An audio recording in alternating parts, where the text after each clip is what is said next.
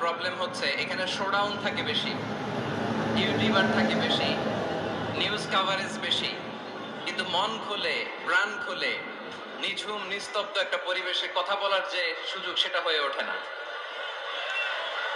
কিন্তু আমরা একটু কষ্ট করলে, একটু স্যাক্রিফাইস করলে এটা সম্ভব। আমি শুরুতে হাত জোর করে আল্লাহর ওয়াস্তে আপনাদেরকে চুপ থাকতে বলেছি। কোনো ভলান্টিয়ার্স আপনাকে বলবে না, একজন আরেকজনকে বলবে না, একে অন্যকে বলার দরকার নাই, থামো সরো হয়েছে, ঠিক কিনা বলেন? রাজনৈতিক নেতাদেরকে ডেকেছেন উনি, আমরা এক হয়েছি। এরপরে ধর্মীয় অঙ্গনের যে লিডাররা, বিভিন্ন ধর্মের, শুধু মুসলিম না, সবাইকে ডেকেছেন, আমরা ঐক্যবদ্ধ হয়েছি। এটাকে বলে ন্যাশনাল ইউনিটি, জাতীয় ঐক্য। যে কোনো ধরনের কনস্পাইরেসি, ষড়যন্ত্র, আধিপত্যবাদ মোকাবেলায় জাতীয় ঐক্যের চেয়ে মুখ্য হাতিয়ার আর নাই।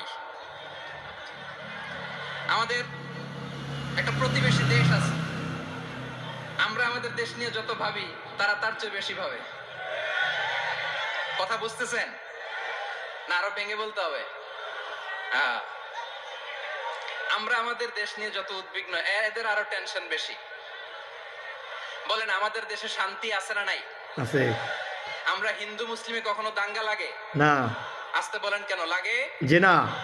ওদের পূজা পর্বণে আমাদের মাদ্রাসার ছেলেরা যে পাহারা দেয়, চিল্লায়, বলেন ঠিক কিনা? ঠিক। আমাদের তাফসির মাহফিলের সময় ওরা ডিস্টার্ব করে, ঢোল বাজায় না। ওদের পূজা পর্বণের সময় আমাদের তাফসির মাহফিলের ডেট হলে আমরা চেঞ্জ করে দেই। সুবহানাল্লাহ। কি সাম্প্রদায়িক সম্প্রীতির রোল মডেল।